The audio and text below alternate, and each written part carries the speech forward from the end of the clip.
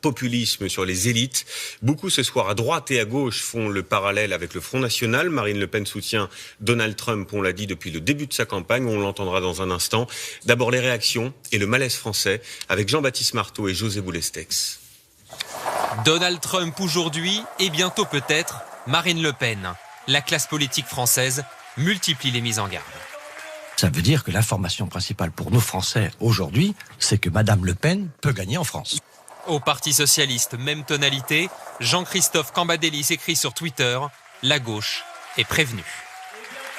À Fréjus, comme dans les autres bastions FN, les militants jubilent après cette élection. Alors ça, c'est la grande surprise. Je voudrais commencer par dire merci aux Américains, parce que je pense que ça va nous donner un petit coup de pouce pour nos élections présidentielles. Ces électeurs rejettent ce qu'ils appellent les élites, classe politique traditionnelle, intellectuels, médias, tous ceux qui n'ont pas vu venir l'élection de Donald Trump en France comme aux États-Unis. Je crois que ce qu'on n'avait pas vu, c'est ce qu'on n'avait pas mesuré, c'est la colère américaine, la frustration de tout un peuple qui se sent abîmé, déclassé, qui a peur de l'avenir. En France, y a-t-il aussi un sentiment de déclassement de certains électeurs qui se reporteraient vers Marine Le Pen? Plutôt oui, quand on compare la carte des zones fragiles où se concentrent en rouge les plus bas salaires et celle du vote FN aux dernières européennes. Pour le démographe qui a mené l'étude, cette similitude s'explique par la montée de l'inquiétude chez de plus en plus d'électeurs. Les deux raisons d'avoir peur, c'est une raison qui est locale, parce qu'on voit autour de soi des personnes qui sont en grande difficulté. Et puis l'autre raison, qui je pense est la plus importante, c'est parce qu'on sent qu'on n'a pas de perspective de carrière, on se sent bloqué. Une France rurale ou à la périphérie des grandes villes à laquelle tous les candidats tentent de s'adresser en priorité à 5 mois d'une présidentielle qui s'annonce très incertaine. Bonsoir Marine Le Pen. Bonsoir. Merci d'être avec nous. On l'a dit, vous soutenez Donald Trump depuis le début de sa campagne. Vous dites aujourd'hui c'est une bonne nouvelle pour la France. Pourquoi ne pas dire directement que c'est une bonne chose pour vous aussi ? Et peut-être parce que je suis précisément différente des autres responsables politiques. Je m'intéresse moins à mon propre cas, à mon propre avenir, qu'à l'avenir de mon peuple et de mon pays. Dès le départ de cette campagne, j'ai dit de la manière la plus claire, moi je ne suis pas américaine, je ne vais pas me substituer au peuple américain. La seule chose qui m'intéresse, la seule grille de lecture qui est la mienne, c'est quel est l'intérêt de la France et des Français. Or, clairement, il m'apparaissait que la candidature d'Hillary Clinton était une candidature avec des options politiques extrêmement néfastes pour le pays. C'est le cas de sa politique internationale. Elle a soutenu, vous le savez, ou accompagné la guerre en Irak, la guerre en Libye, la guerre en Syrie, c'est-à-dire la montée en puissance du fondamentalisme islamiste et la conséquence dont nous avons été victimes, c'est-à-dire ces grandes vagues migratoires. Ça, c'est pour Clinton. Mais il y a le cas Trump qui laisse une Amérique fracturée, divisée. Est-ce que c'est ça que vous souhaitez aussi pour la France ? Il y a une campagne. Il y a une campagne électorale. Dans une campagne électorale, par définition, il y a souvent deux camps qui se forment. Et précisément, celle-là était la particulièrement qualité, violente. C'est vrai, elle est particulièrement violente. C'est peut-être pour ça qu'il ne faut pas la recommencer. Le peuple américain s'est exprimé. La démocratie, c'est précisément de respecter la volonté du peuple. Et si les peuples réservent autant de surprises dernièrement aux élites, c'est parce que les élites sont complètement déconnectées.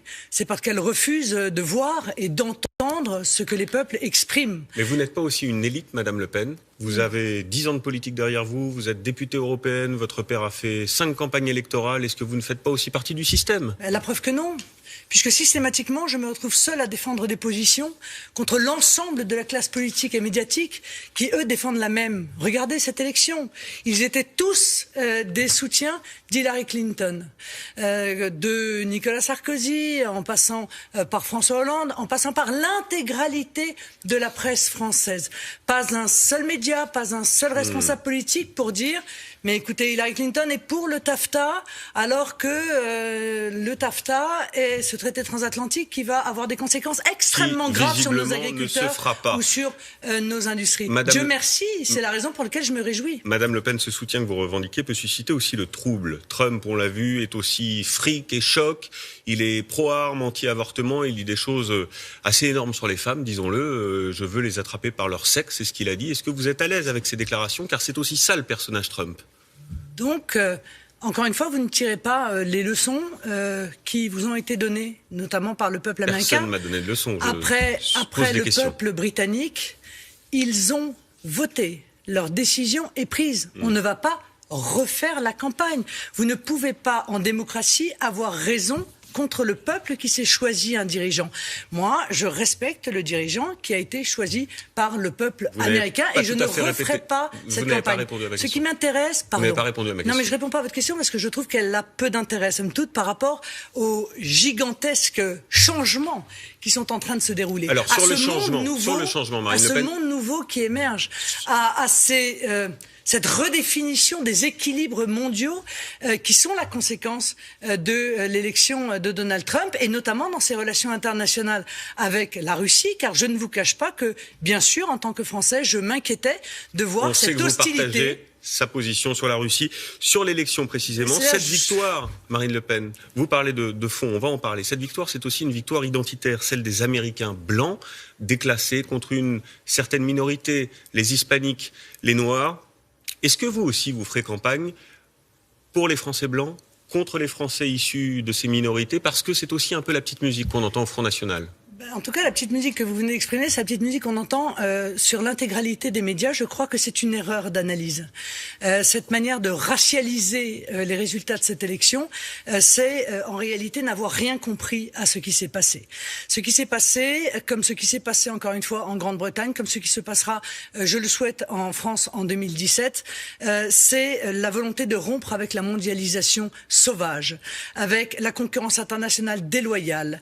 C'est la volonté de retrouver la nation avec ses frontières, la nation avec, c'est vrai, la somme des protections qu'elle peut offrir au peuple. Mais vous comprenez bien qu'il y a eu des Américains. C'est aussi, la sanction les uns contre les autres. Du mépris qui est exprimé à l'égard des peuples. On les nie. On les méprise, on les moque d'ailleurs bien souvent et peut-être on essaye de les mettre dans des cases. Ils veulent reprendre le pouvoir sur leur destin. Ils ne veulent pas qu'une petite minorité puisse décider pour eux. C'est ça la grande leçon. C'est une leçon de liberté. Et si les élites ne comprennent pas cela, peut-être ne sont-elles pas capables d'ailleurs de le comprendre, alors effectivement elles passeront à côté de ce monde nouveau qui émerge. Vous n'avez pas tout à fait répondu à ma question. Est-ce que la construction... C'est vrai, vous n'avez pas répondu à ma question sur cette division entre les Français blancs d'un côté et les Français issus de l'immigration de l'autre. Je vous ai expliqué, vous vous trompiez dans votre analyse. Un angle d'attaque de votre campagne. Mais vous vous trompez dans votre analyse. Vous voulez racialiser, encore une fois, cette élection. Ce n'est pas moi qui veux le faire. C'est ce qui s'est passé aux États-Unis. C'est l'Amérique en colère. C'est le peuple américain oublié par les élites, qui a le sentiment qu'il est dirigé par des gens qui défendent des intérêts particuliers, des féodalités et qui ne défendent plus l'intérêt général. C'est ce qui s'est passé aux États-Unis. C'est ce qui s'est passé en Grande-Bretagne.